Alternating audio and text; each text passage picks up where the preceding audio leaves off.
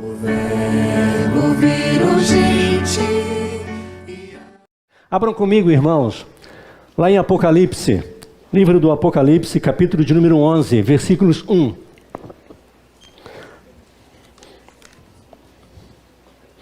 Apocalipse, capítulo 11, versículo de número 1. Hoje é noite de festa, de adoração, celebração. Estamos comemorando, os 25 de organização da igreja. Foram 10 anos, se eu não me engano, de congregação. Então é noite de reflexão também, meditarmos acerca do corpo de Cristo da igreja. Como já oramos e cantamos aqui, diante de tudo aquilo que Deus já tem feito nas nossas vidas. E este versículo, a palavra de Deus nos diz assim: foi-me dado um caniço semelhante a uma vara, e também me foi dito: dispõe-te e mede o santuário de Deus, o seu altar e os que naquele adoram. Vamos ler juntos mais uma vez? Foi-me dado um caniço semelhante a uma vara, e também me foi dito: dispõe-te e mede o santuário de Deus, o seu altar e os que naquele adoram. Tomando medidas, irmãos, talvez ao ler este versículo, o que passa no nosso coração é estarmos pegando, quem sabe, uma trena, algo que possamos medir, e começamos a medir, quem sabe, o tamanho da igreja, o tamanho do templo, não é isso? Talvez começamos a analisar, irmãos, quem sabe, a quantidade de membros, se ela é grande ou se ela é pequena. Conversa às vezes de alguns pastores, Puxa, a minha igreja tem 280. Rapaz, a minha tem 282. E por aí vai. Às vezes algumas avaliações desta forma. Minha igreja é grande, ela cabe não sei quantos membros. A estrutura é extraordinária. E é incrível, irmãos, quando muitos com uma preocupação como essa, e às vezes alguns lugares onde um templo tão suntuoso, e às vezes um povo tão humilde. Porque talvez não tenham entendido o que a palavra de Deus nos orienta aqui. A medida aqui, irmãos, do santuário não é a medida do templo, não é o tamanho da igreja, não é quantos membros tem, não é a arquitetura, se ela é bonita ou não é? E é claro, irmãos, que isso é importante. Não estou dizendo que não é. A importância de um lugar que tenha espaço, É sabedor de todos aqui que igreja não é o prédio. Igreja não é a estrutura, a igreja é o povo que se reúne neste lugar. Igreja são as pessoas, Nós somos templo do Espírito Santo de Deus, nós somos a igreja do Senhor, uma igreja que anda, Eu costumo dizer que nós somos aqueles que saem, é a igreja que anda e se encontra para se reunir. Nós somos a igreja do Senhor. E eu queria chamar a sua e a minha atenção aqui. Como eu disse, é claro que a estrutura ela é importante, mas não é o principal. Nós vemos quando o Senhor, lá com Moisés e também com Salomão, a palavra nos mostra que o Senhor deu toda a orientação para a construção do templo. Nos mínimos detalhes, O Senhor teve o cuidado de orientar nos mínimos detalhes a construção do templo. Ou do tabernáculo com Moisés, cada detalhe, as cortinas, as madeiras, todo o material que seria usado para adoração, tudo foi minuciosamente dado a eles, orientado para que construísse. Assim como Salomão, aquele templo extraordinário, que foi construído, onde Deus prometeu que estaria lá manifestando a sua glória, a sua presença, Deus manifestando a sua presença, o seu Shekinah, a glória de Deus. Porque é maravilhoso, irmãos, nós crermos num Deus que é onipotente, onipresente, onisciente. É maravilhoso nós crermos, assim como a palavra diz, que quando nós nos reunimos, Deus está reunido com o seu povo. Mas é maravilhoso, irmãos, quando nós podemos não só nos reunirmos crendo, mas sentindo a sua presença verdadeira. No nosso coração, na nossa alma, no nosso entendimento. Não estou dizendo que Deus só está quando a gente arrepia, mas é bom, não é bom? Quando você sente assim a presença de Deus. E aqui o Senhor nos chama a atenção, irmãos, quando estivermos medindo o santuário, não está falando de estrutura, embora tudo isso é importante. Lá no livro de Ageu, capítulo 2, versículo 9, a palavra diz que depois que foi tudo destruído, quando o templo foi destruído e logo depois reconstruído, a palavra diz que quando eles construíram o templo, Alguns ficaram alegres e alguns ficaram tristes. Nós encontramos isso lá em Esdras capítulo 3. Quando o templo foi de novo reconstruído, houve uma mistura, irmãos, de alegria e choro. Quando eles foram inaugurar o novo templo, aqueles que agora reconstruíram, e ele ficou menor, só que os novos não sabiam disso. Os velhos que ainda estavam vivos, eles choravam ao ver o novo templo. Misturava a alegria de ver o templo reconstruído, mas a tristeza de ver não é igual de antes. Não é igual de antes. Tudo foi queimado, destruído, pedras queimadas. Muitos do povo de Deus deixaram a construção do templo e construíram suas próprias casas, usando o material que tinha sido demolido, e eles agora, quando voltaram para Jerusalém para reconstruir, eles usaram o material que seria para o templo, para suas próprias casas. O profeta Ageu chama atenção sobre isso também.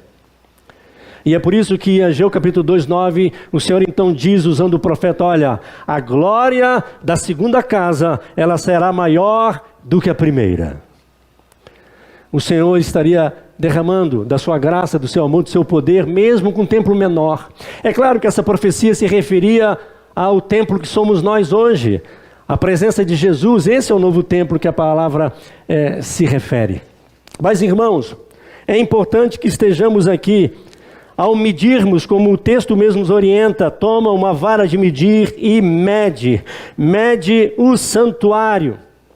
Este santuário, irmãos, não é o templo, como eu disse, não é a estrutura, não é nada disso. Mas nós estarmos avaliando a igreja. E hoje é uma noite muito boa para isso. Estarmos avaliando a igreja, a nossa igreja, não é? É isso que o Senhor nos chama a fazermos nesta noite. O que a igreja significa para você? Qual a importância da igreja para a sua vida? E como Deus vê a igreja? E o que você faz por ela? Eu queria chamar a sua atenção, em primeiro lugar, em medir o santuário. Estamos avaliando isso. Qual o valor que você dá para a igreja, que é o povo de Deus? Qual a importância, qual o entendimento que você tem disso? Eu quero citar aqui alguns textos e falar algumas coisas.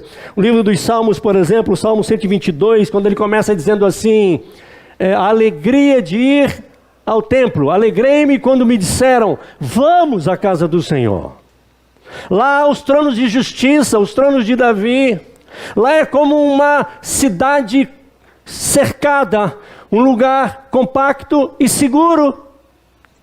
E ele começa a falar sobre a importância do povo de Deus agora que se reúne, mesmo com as suas diferenças, que falam das 12 tribos, e elas eram bem diferentes umas das outras.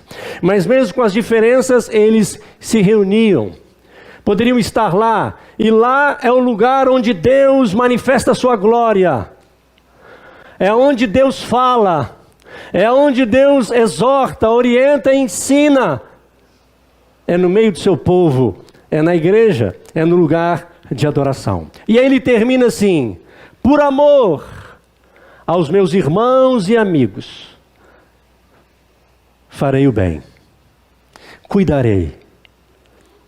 Esta é a avaliação que nós devemos fazer com respeito à igreja. Nós amamos, temos esta preocupação do cuidado, de querermos o bem para a igreja, porque este é o lugar onde o Senhor fala, ensina, ministra, quebranta, cura, restaura, exorta. É Deus reunido com o seu povo. Outro texto é o próprio Daniel, capítulo 9, versículo 17, quando ele suplica pelo santuário que outrora tinha sido assolado, clamando por restauração. O outro texto que eu separei é o Salmo de número 84. Quão amáveis, Senhor, são os teus tabernáculos. Quão amáveis são os teus tabernáculos. Está aí o texto? Obrigado, Júlia. Pode continuar. Quão amáveis, até o versículo 4 tá bom. A minha alma, quão amáveis... Vamos juntas. Quão amáveis são os teus tabernáculos, Senhor, dos exércitos. A minha alma suspira e desfalece pelos átrios do Senhor. O meu coração e a minha carne exultam pelo Deus vivo. O pardal encontrou casa e a andorinha ninho para si, onde acolhe os seus filhotes. Eu, os teus altares, Senhor Deus, Rei meu e Deus meu. Bem-aventurados que habitam em tua casa, louvam-te perpetuamente. E ao Apocalipse, se você olhar depois, capítulo 1, capítulo 2, capítulo 3, fala do Senhor que é Senhor da igreja, do Senhor que caminha no meio do seu povo, do Senhor que tem em suas mãos aqueles que Ele levantou para conduzir, para dirigir. Ele é aquele que orienta e caminha no meio do seu povo. Eu queria chamar a sua atenção, meu irmão, minha irmã, com respeito a isso. E lembrando, é claro, você é a igreja, você é o santuário. Santuário é onde Deus está, irmãos, reunido com o seu povo, é onde Ele manifesta a sua glória, seu poder. Amém? Que nós possamos avaliar isso em primeiro lugar, irmãos. O texto nos convida, mede o santuário. Avalie sua vida como igreja, você é igreja. O seu amor a ela, sua dedicação, seu serviço, as bênçãos que você tem desfrutado ao fazer parte do corpo de Cristo, a igreja do Senhor. Amém? Depois ele nos chama a atenção aqui a estarmos medindo o altar. Onde é o altar, irmãos? O que é o altar? E quem são os ministros do altar? Existe algum lugar mais santo que o outro? É claro, irmãos, muitas vezes se tem este lugar, hoje está até sem púlpito aqui, e que às vezes se tem como lugar especial, mas ele é especial, ele é diferente daí. Aqui é mais santo do que... Não, aqui só sobe os pastores. Já viu essas conversas? Aqui só sobe o pastor. Aqui só sobem os presbíteros. Tem irmãos que quando ouvem isso, fica até com medo de subir aqui e cair duro. Não existe lugar mais santo do que o outro. Altar, irmãos, o que é o altar? Altar, irmãos, é onde nós entendemos e cremos que o Senhor se manifesta. É o lugar onde nós levantamos e consagramos ao Senhor a nossa vida, o nosso coração. Eu anotei aqui um exemplo de algo que já aconteceu no passado, de igrejas por aí que eu já pastoreei também, e de situações em que o casal, um era da igreja e o outro não era, e aí não, aqui não pode casar. Ou então a moça pecou, é claro, fez sexo antes do casamento, não é, se relacionou com o namorado, com o noivo, e agora está casando. Casamento não perdoa pecado, mas acredite-se que já se arrependeu, pediu perdão e agora está querendo casar. Não, aqui na igreja não pode. De branco ainda, nem pensar. Tem que casar lá fora. São experiências que eu já vivi, irmãos, e eu tive que fazer, sim, casamento lá fora. Eu tive que atender esse casal em que o menino era da igreja e a menina não. E aí o padre não fazia porque tinha que ser os dois da igreja romana. E a igreja evangélica não fazia porque ela não era evangélica. Ela tinha outras crenças. E aí me perguntaram, o senhor faz, pastor? Claro que faço. E aí alguns ficam assim, né? Até fazer, irmãos, tem a conversa, tem o se conhecer, tem a oração, tem o discipulado. Não é isso? O casal casou e batizou os membros da igreja, e até hoje. Não faço. Aqui dentro não. Aqui é só sacrossanto. Eu quero chamar a sua atenção nesse sentido. O que é o altar? Para Davi, os irmãos se lembram, Salmo 63? Para Davi o altar foi seu coração, no deserto, quando ele fugia de Absalão, Salmo 63, e ele deita, e ele dorme, e ele medita, e a palavra diz que enquanto ele medita, ele levanta um altar ao Senhor, e ele adora, ele glorifica, ele canta ao Senhor. E enquanto ele medita e lembra do cuidado do Senhor sobre a sua vida, e em adoração, A alma dele é satisfeita, ele é alimentado como se ele tivesse comido uma boa de uma feijoada. É o que está escrito lá no Salmo 63. Porque ele levantou um altar ao Senhor.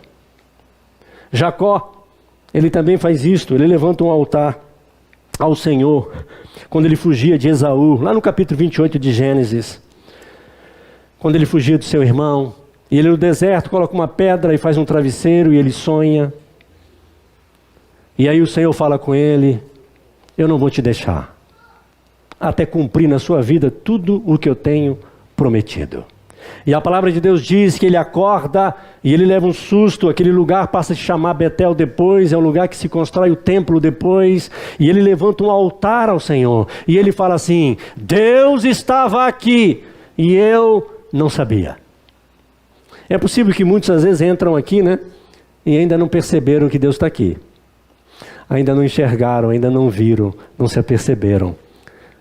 Levante um altar ao Senhor, o seu coração, sua alma, sua vida, não é? Entregando a Ele, entregando ao Senhor a sua vida. Irmãos, é interessante que o púlpito, eu fiz menção do púlpito, para a igreja reformada, o púlpito, na maioria das vezes, ele é no meio da igreja, sabe por quê? Porque a igreja presbiteriana, ela preza pela pregação, preza pela palavra de Deus. Então, quando você vê um púlpito no meio, aquela igreja, no mínimo, ela preserva isso, a centralidade da palavra de Deus. Mas nenhum problema o púlpito no canto, viu, irmãos? Nenhum problema o púlpito lá, nenhum problema. Alguns colocam a mesa, já viram isso? Tem igrejas que tem que ter a mesa, não me tire a mesa. Já viram? Igrejas tem que ter a mesa, e ai daquele que tirar a mesa, porque a mesa tem um simbolismo também da comunhão, da igreja, da obra de Cristo, não é? A mesa do Senhor, como hoje vamos estar celebrando. Mas eu quero chamar a sua atenção, irmãos, porque na antiga aliança, né, a adoração, o culto, tinha todas aquelas práticas, todos aqueles ritos. Hoje, na igreja, na graça, é uma igreja racional. A adoração agora é racional, é com entendimento e é no Espírito. Em adoração e é crendo. E o altar, irmãos, é onde quer que nós levantemos este altar. Aqui, por exemplo, é o lugar que foi separado, construído para adoração. E o altar chamamos quem é aqui. E altar simboliza, irmãos, quando nós chamamos, né, e entendemos, quando convidamos às vezes, né, irmãos, vem aqui para frente, vem para o altar, já viram essa expressão? Para orar, é porque o altar simboliza, irmãos, você se aproximando de Deus. Assim como você levanta o altar onde você está, né, em adoração e consagração ao Senhor, significa isso. E é importante analisarmos isso, irmãos, estarmos medindo isso, né, entendendo isso, né, e a importância da questão de que nós somos os ministros do altar. E não importa se é o pastor que está aqui, se é o presbítero, se é o porteiro, se é o diácono, se é o irmão, qualquer um, não há mais barreiras. Na antiga aliança, não é isso? Entrava no santo lugar, nos santos dos santos, só os sacerdotes. Nos santos dos santos, sumo sacerdote, uma vez por ano. Hoje em Cristo Jesus, todos nós, irmãos, entramos nos santos dos santos. A verdade é que alguns ainda até hoje ficam no átrio. Até hoje, mesmo os crentes, lavados e remidos pelo sangue do Cordeiro, que já nasceram de novo, que já entenderam que o véu se rasgou, não há mais barreira, não é mais só para os sacerdotes, porque afinal de contas há um sacerdócio universal e todos nós agora somos sacerdotes. Todos nós temos acesso aos santos dos santos, mas ainda tem gente que ainda está no átrio. Ainda está apenas no sacrifício, no altar de derramar o sangue, não é? De levar o sacrifício, de receber perdão. Mas tem alguns que já entraram no santo lugar, não é? Onde tem o pão, onde tem ali todo o cuidado do Senhor, suprindo a palavra, e alguns nos santos dos santos. Você não precisa mais ficar aquém não, viu, irmão? Você pode entrar. Você pode entrar na presença do Senhor. E por último, irmãos, eu anotei aqui, eu estava esquecendo o exemplo de um pastor. A igreja presbiteriana ela não tem muito esse costume, né, irmãos, de apelo. Chamar à frente. E uma vez um irmão chegou assim: pastor, o senhor está atrapalhando, pastor. O senhor está atrapalhando. É porque a pessoa, ela queria tanto ir na frente, ela queria tanto vir ao altar, ela queria tanto receber uma oração, que ela procurou o pastor e falou assim: pastor, o senhor está atrapalhando, pastor, porque o senhor não faz apelo. O senhor não chama a gente para o altar. Precisaria chamar para vir para o altar. Mas eu queria que você entendesse isso, não é? Altar é você estar na presença do Senhor. É você colocar sua vida e seu coração aos pés do Senhor. É você levantar, não é?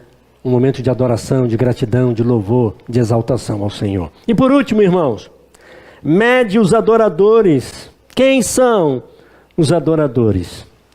Evangelho de João, capítulo 4, versículo 23 e 24, nos diz claramente, quando aquela mulher samaritana, né, está com o Senhor Jesus, e aí Jesus está com sede, pede água, e aí Jesus fala com ela que ele tinha água a dar para ela, que jamais ela teria sede, e aí ela pede água. E aí Jesus fala: eu te dou água. Vai lá e busca o seu marido. Eu não tenho marido. É verdade. 5 você já tivesse. 5 você já teve. E este que agora você está, não é seu marido. Interessante, né, irmãos? Essa mulher se arrepende, se humilha, converte. E ela recebe a ministração, porque ela questiona e busca qual é o lugar e quem são aqueles que Deus recebe a adoração. Aqueles que me adoram em espírito e em verdade, de coração, alma, inteireza, totalmente, não é? Crendo neste amor do Senhor. Ministro da adoração, irmãos.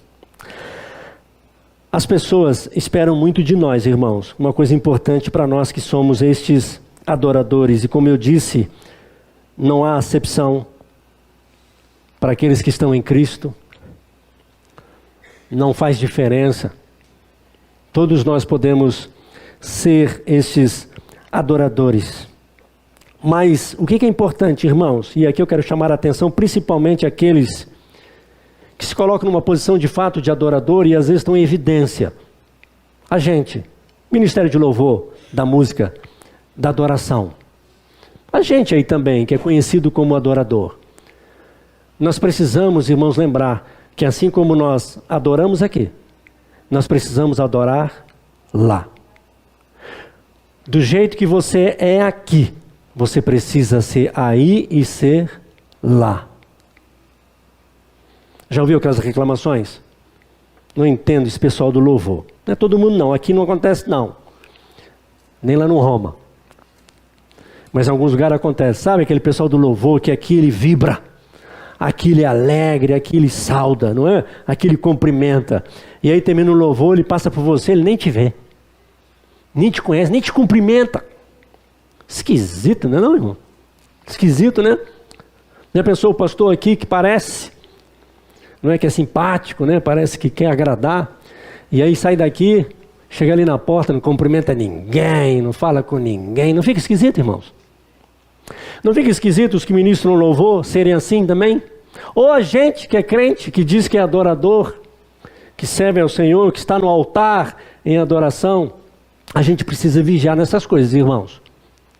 E esta é a avaliação que eu quis trazer para mim e para você nesta noite. E é importante isso, irmãos, porque as pessoas que nos veem como estes, que são adoradores, que já entenderam, né, a avaliação do santuário, a avaliação do altar e vivem de uma maneira que glorifica o nome do Senhor, mas que agora precisa se analisar como estes que são adoradores. Sabe por quê, irmãos? O mundo e as pessoas, elas esperam muito de nós. E é importante que quando elas virem até nós, a gente tenha o que dar. E nós temos. Eu e você, meu irmão, minha irmã, nós temos a resposta. Nós que estamos em Cristo e temos a palavra, nós temos a resposta, nós temos a solução, nós temos o que oferecer, nós temos o que ministrar. Porque já recebemos do Senhor e como recebemos do Senhor, precisamos ministrar. Os irmãos se lembram da figueira infrutífera? Ou melhor, daquela figueira só com folhas? Os irmãos se lembram desta passagem? Está lá em Mateus capítulo 21, no versículos 18 a 20. O Evangelho de Marcos eu acho até mais interessante, porque no Evangelho de Marcos diz que Jesus vê a figueira de longe, e ela está bonita, cheia de folhas. Só que o texto deixa bem claro, não era tempo de figo. Jesus, quando ele vê essa figueira, e Jesus sabia muito bem disso, ela estava bonita, cheia de folhas. E aí Jesus leva os discípulos até lá para ensinar. Chega lá, não tinha fruto. Foi um engano. Foi uma mentira. Essa árvore deu uma de que tinha, mas não tinha. E quantos crentes às vezes são assim, né, irmãos? Você olha assim, parece que tem. E aí algumas pessoas se aproximam e começam a te conhecer e vê que você não tem. Deveria ter, se está em Cristo Jesus. Não era tempo de figo. Figo, primeiro dá figo, depois vem as folhas.